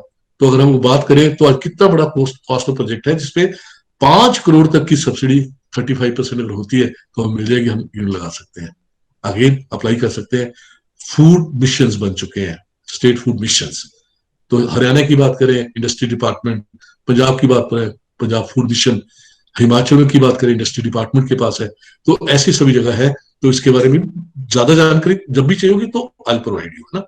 उसके बाद अगर हम चले तो वेंचर कैपिटल फंड है या आईएफसी का है। इसके बारे में बस इतना डालना चाहता हूँ कि ये विमेन डिसेबल्ड एससी एंटरप्रेन्योर्स को या एससी एंटरप्रेन्योर्स को इसमें सपोर्ट मिलती है, और ये वेंचर कैपिटल का होता है, लोन ही लेना पड़ता है आपको, वेंचर कैपिटल असिस्टेंस मिलती है। तो इसका मैंने पहले आपको बता दिया कि भी हम इंडिया नंबर 1 नंबर 2 कितनी चीजों में है, बट अनफॉर्चुनेटली 1.5% हम यहाँ पे प्रोसेस करते हैं। तो इसको मैं ज्यादा डिटेल में डिस्कस करता, स्कीमों को डिस्कस करता हूँ। एग्रो बिजनेस की स्कीम थी, अभी तक रुकी पड़ी है, but the people who are interested to help the farmers, वो मार्केटिंग ऑफ एग्रीकल्चर प्रोड्यूस, उन्होंने क्या करना है, पैक करना, सर्टिफाई करना, फॉरवर्ड करना है, प्रोसेस नहीं करना, because processing comes under ministry of food processing. इसमें 2 करोड़ रुपया पहले लोन मिलता था, 25% सब्सिडी जनरल कैटेगरी को और 33%, again it is related with food. वो आइटम्स जो जिनको हम पैक कर सकते हैं, सर्टिफाई कर सकते हैं, फॉरवर्ड कर सकते हैं। और आज लोग बहुत कर रहे हैं, मैंने आपको देखा ना। और आप दुकानों पे चले तो आज सब्जी पैक मिलती है, और उनको पूछो क्योंकि ये जी कोरोना फ्री है ना जी, आज ये करते हैं। तो ऐसा कुछ किया जा सकता है, पैकेजिंग, सर्टिफिकेशन, फॉरवर्डिंग। तो अगर ये कर सके हम, तो ग्रेडिंग भी होता है इसमें साथ में, छोटा आलू है, दरमियाना आलू है, बड़ा आलू है, उसके बेस पे करके लोग बेचते हैं। तो ये काम भी कर सकते हैं। मीन्स फार्मर के प्रोड्यूस को मार्केट तक लेके जाना, ये स्कीम थी मिनिस्ट्री ऑफ एग्रीकल्चर की। ये मिनिस्ट्री ऑफ एग्रीकल्चर की एक और थी, ग्रामीण भंडारण योजना। आजकल अभी ये रुकी है क्योंकि नबार्ड के थ्रू चलता था, तो शायद अभी ये फिर स्टार्ट हो जाए। मैं इसलिए बोल रहा हूँ क्योंकि स्कीम्स हमारे इस एरिया की बहुत बढ़िया है। ग्रामीण भंडारण, अगर आप कुछ आइटम्स को अपने पास रखना चाहते हो, उनको स्टॉक करना चाहते हो, पहले रखिए 30 साल की रखते हैं, 1.5 साल की रखते हैं, बट वो कौन रखता है, जिसके पास वो कैपेसिटी है और वो पैसे कमाता है, सस्ते में खरीदता है किसान से, अपने गोडाउन में रखता है और उसको बेचता है। तो ऐसे there number of items which can be kept in a godown, जिसको ग्रामीण भंडारण योजना के तहत 2 करोड़ तक का लोन इसमें मिल सकता है। ये भी एग्री बिजनेस की बात करें। इसके बाद आता है cold storage development of commercial horticulture. Horticulture बहुत कुछ किया जा सकता है। आप देखोगे नेशनल हॉर्टिकल्चर मिशन बन चुका है, इसको आप पढ़ोगे एक बार तो आपको उस पर बड़ी इंफॉर्मेशन मिलेगी। बिकॉज इंफॉर्मेशन तो है, बट वो हम lack of understanding and lack of getting awareness about that, वो थोड़ा सा रीजन बन जाता है। तो अगर आप देखोगे there are items which are perishable items, और पेरिशेबल आइटम्स में ये पड़ता है कि उनको हम गोडाउन में नहीं रख सकते, तो उनको रखने का एक ही मेथड होता है कि उनको हम कोल्ड स्टोरेज में रखें। और कोल्ड स्टोरेज में या कोल्ड चेन जो आप सिस्टम को अडॉप्ट करना चाहते हो, तो कोल्ड चेन के लिए मिनिस्ट्री ऑफ फूड प्रोसेसिंग भी देती है, बट नेशनल हॉर्टिकल्चर बोर्ड भी देता है। तो नेशनल हॉर्टिकल्चर बोर्ड जो है ये सब्सिडी देता है आपको cold storage and development of horticulture, commercial horticulture के लिए 40% तक सब्सिडी है, 55% सब्सिडी है। और जो हरियाणा और पंजाब को ऑफिस इसका डील करता है वो सेक्टर 40C में है, चंडीगढ़ में, नेशनल हॉर्टिकल्चर बोर्ड। ये भी आपको मैंने रेस्ट भी लिखा है, आप इसको देख सकते हो, बट इनके लिंक्स है, लिंक से आप जो मर्जी चाहो तो डेटा ले सकते हो। उसके बाद अगर हम बात करें प्रमोशन ऑफ एमएसएमई, ये सिडबी का कॉम्पोजिट लोन होता है 25 लाख तक का, और 2 करोड़ तक सिंगल विंडो लोन जो है सिडबी देता है, क्योंकि SIDBI is a bank, small industries development bank of India. तो जितना हमें बैंक से पैसा मिलता है उसका अगर बैंक रीफाइनेंस लेना चाहते हैं तो वो सिडबी से लेते हैं। पहले ये रोल आईडीबीआई प्ले करता था, और आईडीबीआई क्योंकि वो बड़ी इंडस्ट्रीज को भी कैटर करता था, तो ये सिडबी एक्ट बना था और सिडबी आया था, और आज SIDBI is playing that role. ये डायरेक्ट फाइनेंसिंग भी करते हैं और ये रीफाइनेंस भी करते हैं बैंक्स को। उसके बाद ये क्रेडिट लिंक कैपिटल सब्सिडी है, इसके बारे में मैं ज्यादा आपसे बात नहीं करता, अब ये भी बाद में बात करता हूँ। पहले आपके साथ बात करना चाहता हूँ एक, वो है स्टार्टअप। ये स्टार्टअप में बहुत लोग, थोड़ा सा मैंने पहले बताया था, वो कंफ्यूज होते हैं, इसलिए कि जो नया काम करना चाहता है वो सोचता है उसमें स्टार्टअप में आता है। नहीं, स्टार्टअप में नहीं आता। स्टार्टअप इंडिया का जो मतलब है वो है, स्टार्टअप इंडिया का मतलब है कि government is looking for innovative ideas, creative ideas. If you have some creative idea, if you have some innovative idea, come forward. फिर स्टार्टअप की जब बात चलती है, स्टार्टअप इंडिया भी है, स्टार्टअप पंजाब भी है, स्टार्टअप हरियाणा भी है, स्टार्टअप हिमाचल प्रदेश भी है। हर स्टेट ने अपना स्टार्टअप बना रखा है, they extending different type of benefits. इसमें सबसे बड़ा बेनिफिट जो गवर्नमेंट एक्सटेंड करती है वो है इंक्यूबेशन का। इंक्यूबेशन सेंटर्स बना रखे हैं। मैं कई बार जाता हूँ, Haryana agriculture university one of the best मैंने देखा है उनका incubation centre. Large number people they are coming out from there, जो फूड प्रोसेसिंग रिलेटेड एक्टिविटीज में कोई नया प्रोडक्ट डेवलप करना चाहते हैं तो उनको वहाँ प्लेटफॉर्म मिलता है। Every facilities they be getting free of cost, और कई गवर्नमेंट तो उन बच्चों को वहाँ पे स्टाइपेंड भी देते हैं अलग अलग जगह पे। तो वहाँ पे हर फैसिलिटीज है, कंप्यूटर से लेके यू नेम एनीथिंग, हर चीज आपको मिलेगी। मशीनें वहाँ पड़ी है जो मशीन हम नहीं ले सकते। आपने 6 महीने 1 साल रिसर्च करनी है वहाँ पे, और रिसर्च इसलिए करनी है कि जो आपके पास इनोवेटिव आइडिया है इसको कमर्शलाइज करना है, और उसको कमर्शलाइज करने के लिए आपको पूरी सपोर्ट दी जाती है। वहां पे आपको स्टार्टअप का आपको स्टेटस मिलता है, लार्ज नंबर बेनिफिट स्टार्टअप के लिए है अवेलेबल, वो आपको मिल सकते हैं। आप देखोगे यहाँ पे तो 17 सेक्टर में पंजाब वाले बैठते हैं, हार्टरन का ऑफिस भी 17 में है, हार्टरन स्टार्टअप को प्रमोट करता है, इंडस्ट्री डिपार्टमेंट हिमाचल में प्रमोट करता है। तो स्टार्टअप के लिए भी स्टार्टअप हिमाचल की अलग स्कीम्स है, स्टार्टअप हरियाणा की अलग स्कीम्स है, और सबसे बड़ी बात है इन्होंने इंक्यूबेशन सेंटर्स बना रखे हैं जहाँ पे हम जा सकते हैं। इलेक्ट्रिकल का है, इलेक्ट्रॉनिक्स का है, फूड प्रोसेसिंग का है, केमिकल का है, जिस टाइप का आपका प्रोडक्ट है उसमें कर सकते हो। बड़ी बड़ी यूनिवर्सिटीज, आईआईटीज, मैं हिमाचल में जानता हूँ 7 बड़ी बड़ी यूनिवर्सिटीज हैं। हिमाचल प्रदेश यूनिवर्सिटी है, पालमपुर यूनिवर्सिटी है, सोलन यूनिवर्सिटी है, उसके बाद आईआईटी मंडी है। ये सब के पास इंक्यूबेशन सेंटर्स हैं, और पंजाब में बहुत है, हिमाचल में, हरियाणा में बहुत है। हर स्टेट में इंक्यूबेशन सेंटर बने हुए हैं जहाँ पे हमारा वो यंगस्टर्स अपने प्रोडक्ट को प्रेजेंट कर सकता है पहले, और उसके बाद वो जितनी रिसर्च करना चाहता है उसके लिए गवर्नमेंट ऑफ इंडिया उसको सपोर्ट करेगी। And then he be coming out, when he be coming out, when he starting production, तो उसको असिस्टेंस जो है किसी भी स्कीम में ले सकता है। और उसके बाद एक और वेंचर कैपिटल, या जिसको हम एंजल फंडिंग कहते हैं, वो भी कई जो है आपके इंक्यूबेशन सेंटर वो आपको इंट्रोड्यूस कराते हैं विद इंडस्ट्री। जो इंडस्ट्री कहती है कि हम उन लोगों को जिनके पास अच्छे प्रोजेक्ट्स हैं उनको हम लाना चाहते हैं आगे। तो इंक्यूबेशन जो है वो सेंटर जो बन चुके हैं, आप जाके विजिट कर सकते हो, देख सकते हो किस टाइप के प्रोजेक्ट जो ऑलरेडी आ चुके हैं, किस टाइप के प्रोजेक्ट आए हुए हैं। और हम भी अगर अपना कोई ऐसा, there are number of youngsters, they are coming up with the innovative ideas. पर वो आइडियाज उनके बेचारे काम नहीं करते बिकॉज उनको उसके ऊपर रिसर्च करने का मौका नहीं मिलता। तो स्टार्टअप जो है, मैंने आपको मेक इन इंडिया का आपको बता दिया कि मैन्युफैक्चरिंग करनी है इंडिया में।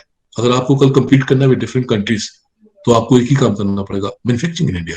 सर्विसिंग में हम छाए हुए हैं, हमें कोई प्रॉब्लम नहीं, सर्विसिंग में हम छा गए, तो सर्विसिंग में हम कमाल करते ही रहेंगे, बट इंपॉर्टेंट है मैन्युफैक्चरिंग। तो अगर मैन्युफैक्चरिंग में अगर हम कर गए तो आज जितनी चीजें मेड कहीं से बन के आती है और हमारे यहाँ बिकती हैं, तो उनको हम नहीं करेंगे, हम बेसिकली हम अपना यहाँ से माल बेच पाएंगे। और मैंने आपको बता भी दिया कि people are coming forward and they are requesting कि हमें वो आइटम जो बाहर से बन के आती थी अब यहाँ मिले। और मैं तो कई एग्जाम्पल देख रहा हूँ, I have seen number of youngsters जब वो कोई आइटम बनाते हैं और उसके आइटम के ऊपर जब घर में उनके आ जाती है, अमेजोन से आती है, कहीं से भी आती है, तो उस पर नीचे लिखा होता है the item is made in, है ना, सम कंट्री, बाहर की country. And I know number of people वो उसको वापस रिटर्न करते हैं। तो दैट्स द थिंग। आज वो स्पिरिट अगर हमारी डेवलप हो चुकी है, इस स्पिरिट का हम फायदा लें। ये सब हमें कोविड ने दिया, कोविड ने दिया। तो कोविड ने हमें ये दे दिया। तो कोविड के बेस पे अगर आज हम देखें, कोविड के बेस पे अगर हम देखें तो ये आज अपॉर्चुनिटी हमारे पास आई है, इसको ग्रैब करना है और यंगस्टर ने ग्रैब करना है। और मैं आपको बता रहा हूँ यंगस्टर्स को, don't go for the government job. मैं बड़ी पहले से बोलता हूँ, गवर्नमेंट जॉब उन लोगों के लिए जो एक्स्ट्रा ऑर्डिनरी इंटेलिजेंट ले लें, there is no problem, but there is vast competition. Private sector में आपको करना है, मेहनत करनी पड़ेगी, स्किल आपको चाहिए। और आज आप देखो 30 करोड़ के करीब की, मैं पहले बोलता था कि 30 करोड़ के करीब भी हम बोलते थे कि पहले हमारे यहाँ पे लोग जो हैं अनएम्प्लॉयड है, और आज 12 से 13 करोड़ लोग जो हैं वो कोविड के चक्कर में बाहर आ चुके हैं। तो आज हमारी कंट्री में कितने लोग जो है अनएम्प्लॉयड है। तो इनकी हेल्प कौन करेगा? इनकी हेल्प तो हम नहीं कर सकते। The people will be going and setting up MSME, because हमने पहले देख लिया कि एमएसएमई ने जो इतना सपोर्ट किसी मतलब कि एम्प्लॉयमेंट जनरेट किए कोई और कर नहीं सकता। उसके बाद एक बड़ी इंपॉर्टेंट स्कीम थी, जिस स्कीम का प्रेजेंटेशन शायद मेरे पास अभी नहीं है, और है तो मैं देखता हूँ क्लस्टर डेवलपमेंट के ऊपर। ये मेजॉरिटी ऑफ पीपल को ये नहीं पता, क्योंकि आज जब भी हम किसी इंडस्ट्री की बात करें तो उनके क्लस्टर्स हैं, अलग अलग क्लस्टर्स हैं। आज अगर आप बात करोगे टेक्सटाइल के लिए तो कौन सी जगह जी, पानीपत बहुत फेमस है टेक्सटाइल के लिए, अमृतसर बहुत फेमस है। कहते हैं जी अगर साइकिल मैन्युफैक्चरिंग के पार्ट्स की बात करते हैं, साइकिल या कोई और चीज इंडस्ट्री बात करते हैं, लुधियाना है। टेक्सटाइल के लिए लुधियाना है, और ऐसे स्पोर्ट्स शूज के लिए जलंधर है। उसके बाद कटिंग टूल्स के लिए जलंधर है, और कुछ ऐसे चलते हैं, अलग अलग क्लस्टर्स हैं हमारे। तो गवर्नमेंट ऑफ इंडिया ने करोड़ों रुपए का इसमें अनुदान रखा है, जिसमें 90% तक आपको जो है, क्योंकि ये मेरे पास आज स्लाइड में नहीं है पर मैं आपको वैसे बता रहा हूँ। क्लस्टर डेवलपमेंट की 2 स्कीम्स हैं। 1 क्लस्टर डेवलपमेंट एमएसएमई की स्कीम है, मतलब ज्यादा डिटेल में नहीं, इसको बताता हूँ। एमएसएमई कहता है कि अगर आपके 20 लोग सेम इंडस्ट्री वाले मिलके एसवीपी बनाते हैं और उसको एरिया को डेवलप करना चाहते हैं, उस इंडस्ट्री को डेवलप करना चाहते हैं, तो गवर्नमेंट ऑफ इंडिया 90% तक जो है उनको असिस्टेंस प्रोवाइड करती है with the shape of subsidy. और उसमें आप इंडस्ट्री के लिए कुछ भी करना चाहो, और सबसे बड़ा एक उसमें होता है कॉमन फैसिलिटी सेंटर। कुछ ऐसी मशीन होती हैं जो इंडिविजुअल एंटरप्रेन्योर अपने पास नहीं रख सकता, तो अंडर कॉमन फैसिलिटी सेंटर में वो मशीनें रखी जाती हैं, उनको यूज करते हैं सब लोग जो उसके क्लस्टर में लोग होते हैं। और आज ये cluster development is playing very very important role. Ministry of MSME की साइट पे जाओगे, क्लस्टर को जब पढ़ोगे तो आपको पता चल जाएगा कि क्लस्टर डेवलपमेंट, जैसे मैंने पहले आपको स्कीम बताई थी ना कि क्लस्टर डेवलपमेंट के ऊपर ये स्कीम है क्लस्टर डेवलपमेंट। ये क्लस्टर डेवलपमेंट जो आप लेफ्ट साइड पे देख रहे हो, एमएसएमई क्लस्टर, ये सब कुछ करना है। उसमें लिंकेज स्टैब्लिश करनी है, कौन कौन सी लिंकेजेस करनी है, ये सारा नॉलेज। इसमें करोड़ों रुपए अवेलेबल है in the shape of subsidy grant. और उसके बाद कुछ ऐसी इंडस्ट्रीज हैं जो आर्टिजन बेस्ड थी, रूरल आर्टिजन, ट्रेडिशनल इंडस्ट्रीज। तो इसके लिए स्फूर्ति एक स्कीम है, जिस स्कीम में केवीएससी के थ्रू असिस्टेंस मिलती है। 100 तक है तो शायद 2 करोड़ रुपया, मेरे ख्याल 500 तक है तो इसका एग्जैक्ट नंबर 5 करोड़ रुपया, मतलब कि 5-7 करोड़, और उसमें 20 करोड़ तक का भी अमाउंट है, ये मिलता है।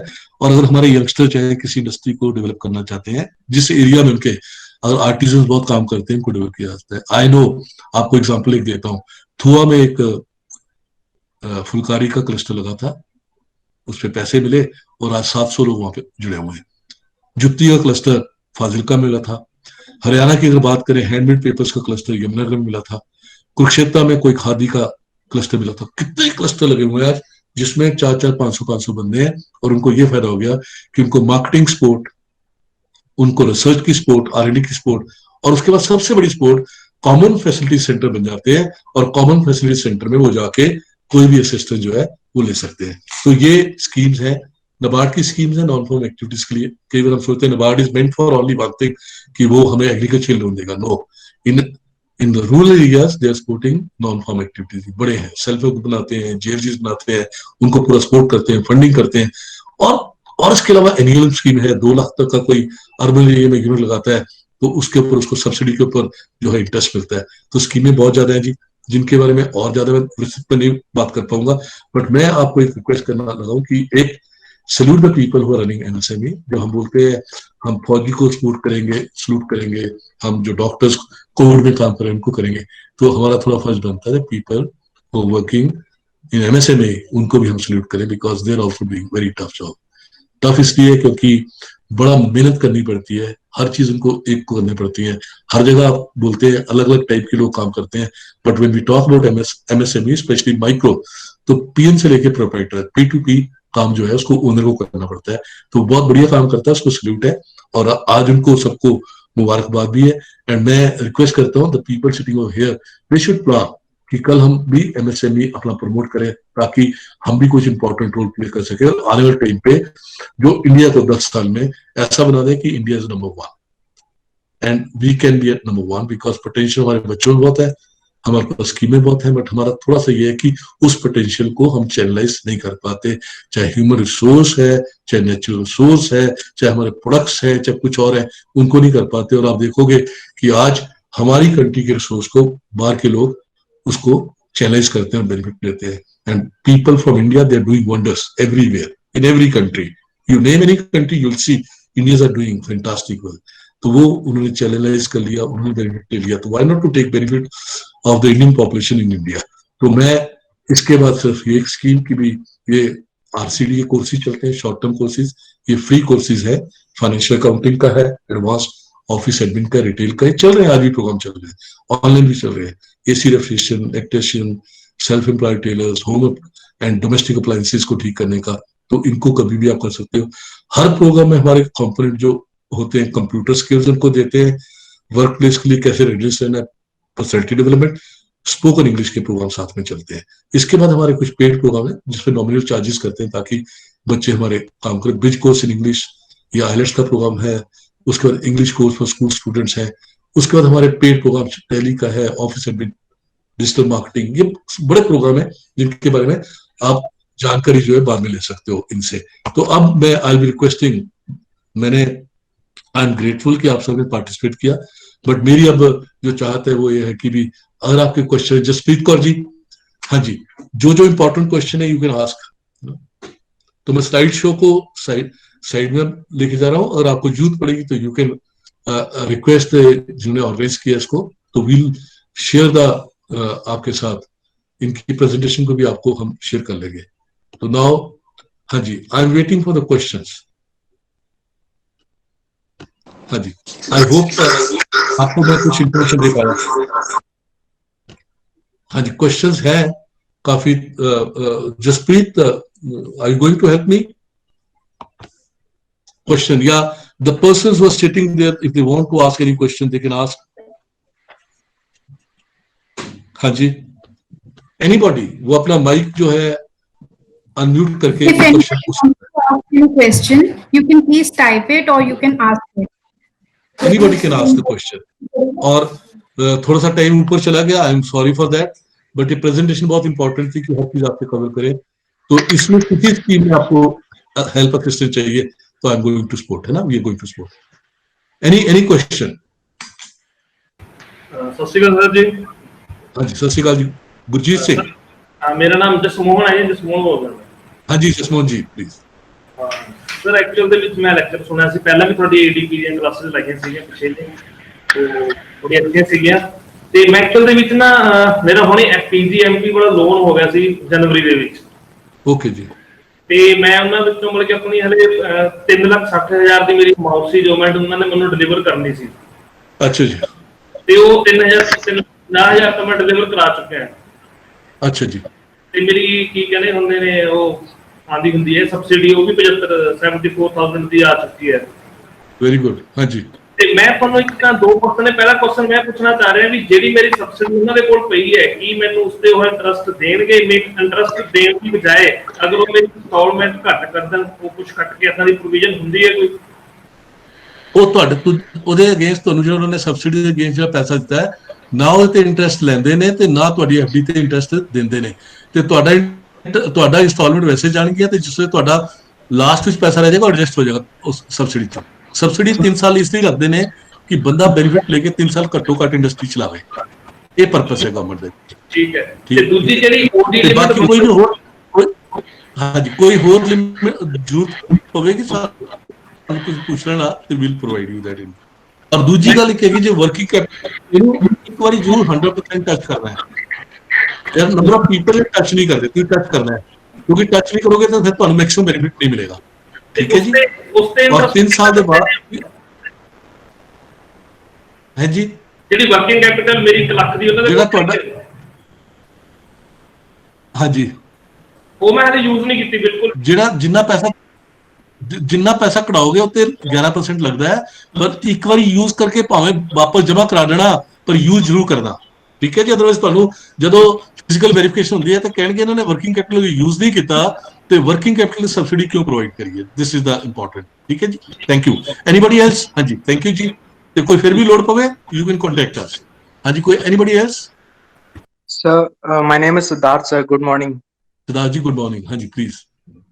Sir, actually, I'm pursuing BBA and sir जैसे इलेक्ट्रिक कार्स और का सर काफी ज्यादा स्कूप चालू होने वाला है अब इंडिया में भी, तो सर मेरा प्लान है कि जो बैटरीज और उसमें लगती है तो उसके लिए मैं प्लान करूं उसकी मैन्युफैक्चरिंग। तो Okay. सर MSME उसमें कितना हेल्प कर पाएगा मुझे? पहले पूरी हेल्प कर पाएगा। अगर आप कोई नई टेक्नोलॉजी डेवलप करना चाहते हो तो जो इंक्यूबेशन सेंटर है इसके, उसको आप एक बार कॉन्टेक्ट कर लो तो they will be helping you. Scheme जो बोला है उसमें स्कीम में आप एलिजिबल हो, they will be no problem. But अगर आप R&D करना चाहते हो तो उसके लिए आपको बेटर एक ही करना पड़ेगा, आपको स्टार्टअप स्टेटस लेना पड़ेगा और उसके बाद आपको जो है आपको किसी इंक्यूबेशन सेंटर में जाके पूरा रिसर्च करनी पड़ेगी। आप सर जैसे आप मैं बेस का दिल्ली में रहता हूँ। आप दिल्ली के नजदीक बहुत है, दिल्ली में बहुत है इंक्यूबेशन सेंटर्स। ओके। हाँ जी। तो सर उनको सर्च कैसे करा जाएगा? इंक्यूबेशन सेंटर लिखोगे पर्टिकुलर फील्ड में आपको आ जाएगा। अगर नहीं पता चलेगा तो I will send you the information about that. Okay sir, thank you sir. Thank you Siddharth ji. Anybody else? हाँ जी एनीवन एल्स? जसप्रीत कौर जी कोई important question? No, sir, there are no questions in the chat box. If anybody wants to ask questions, तो आप लोग पूछ सकते हैं. Good morning sir, chat मेरा बॉक्स नाम में कोई इंपॉर्टेंट क्वेश्चन? हाँ जी No, गुड मॉर्निंग सर, मेरा नाम प्रियांश है। हाँ जी हेलो गुड मॉर्निंग जी बोलिए। सर मेरा क्वेश्चन ये है कि अगर हम बैंक से जो लोन लेते हैं उसको अच्छा। कितने समय में हमको वापस करना पड़ेगा? उस पर डिपेंड करता है आपका प्रोजेक्ट आपकी प्रोजेक्ट कॉस्ट कितनी है। नंबर 1, 5 से 7 साल ये पीएमईजीपी के लिए देते हैं आमतौर पे, but there are number of people जो 3 साल में वापस करते हैं, 4 साल में करते हैं। इट डिपेंड्स आपका प्रोजेक्ट कॉस्ट कितना है, प्रोजेक्ट क्या है, रिटर्न कितनी जल्दी आने वाली है, तो उसके बेस पे करते हैं ये। 5 से 7 साल तक चला जाता है। और देयर नंबर ऑफ यूनिट इनमें ज्यादा भी जाता है, बट उनमें क्या है कि उनका जेस्टेशन पीरियड बहुत लंबा होता है कि आज इंडस्ट्री लगाना शुरू किया, 2 साल लगने हैं इंडस्ट्री लगने में, तो उनका फिर इंस्टॉलमेंट तब से आएगा जब रिटर्न आनी शुरू होगी। But there are number of units जो आज आपने लगाया कल से आपको रिटर्न आनी शुरू होगी, तो बैंक अकॉर्डिंगली वो जो है आपकी जो वो सेट करता है इंस्टॉलमेंट्स, वो आपके साथ बैठ के ही करते हैं। There will be no problem. Okay sir. और सर इंटरेस्ट रेट? मैंने बताया 11% चल रहा है पीएमईजीपी पे, और दूसरा अलग अलग है, बट कई बैंक्स जो है 11% पे भी, जैसे लेडीज कोई करती है तो उनको 0.5% का छूट देते हैं, तो डिपेंड्स है ना। तो आज की डेट में bare minimum 11%। Okay sir, okay thank you so much. Thank you जी। एनीबॉडी एल्स जी? हाँ जी हेलो हेलो, हमने चैट बॉक्स में एक फीडबैक फॉर्म का लिंक भी दिया है. I would request everyone form भर दे so that can have your suggestions and your input for the next time. And in the meanwhile अगर किसी और के क्वेश्चंस है तो प्लीज आप लोग पूछ सकते हैं.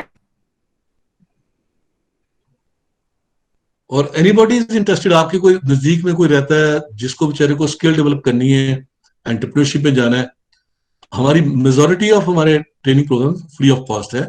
एड्रेस आपके पास है, आप इनसे बात करोगे तो ऑनलाइन भी प्रोग्राम चलते हैं, ऑफलाइन तो चलेंगे अभी थोड़े दिन के बाद, तो you can have that information.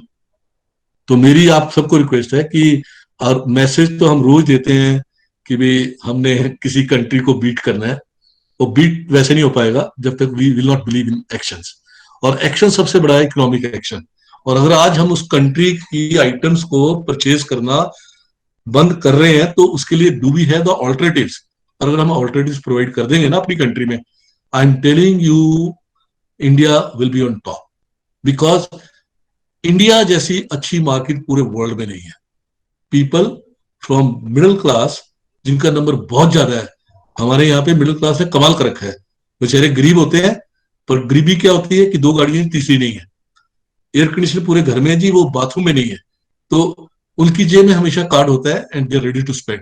तो ये आज पूरे वर्ल्ड में दुनिया जानती है कि इंडिया जैसी मार्केट पूरे वर्ल्ड में नहीं मिलेगी। तो अगर वो वर्ल्ड पूरा हमारे पीछे पड़ा हुआ है, आंखें लगा के किसी भी कंट्री की बात करो, उसकी आंखें हमारे ऊपर ही है, तो उनकी आंखों का एक ही सोल्यूशन है कि हम उनको बोल दें कि वी आर सेल्फ सफिशिएंट, हम अपने आप प्रोड्यूस करें। और कोशिश करा करो जिस वक्त कोई इंडियन प्रोडक्ट को परचेज करते हो तो उस दिन अपने मैसेज आया करो कि आज I have done something for the country, that's a big achievement. तो मेरी आप सबको रिक्वेस्ट है, यंगस्टर्स को और जो बड़े बैठे हैं, कि try to purchase the items being manufactured in India, because majority of items जिनको आप यूज करते हो these are the products of MSME। तो इनको प्रमोट करना है जी। तो with these words I convey thanks to everybody. If you want any information, if you want any support, we are there to help you. And उसके बाद एक और सबसे बड़ी इंपॉर्टेंट बात कि कभी भी आपको प्रेजेंटेशन की जरूरत पड़े तो will provide that also. Thank you very much जी। Jaspreet Kaur ji, now you can convey thanks. Jaspreet Kaur ji, सारे ना थैंक्स कन्वे कर दियो।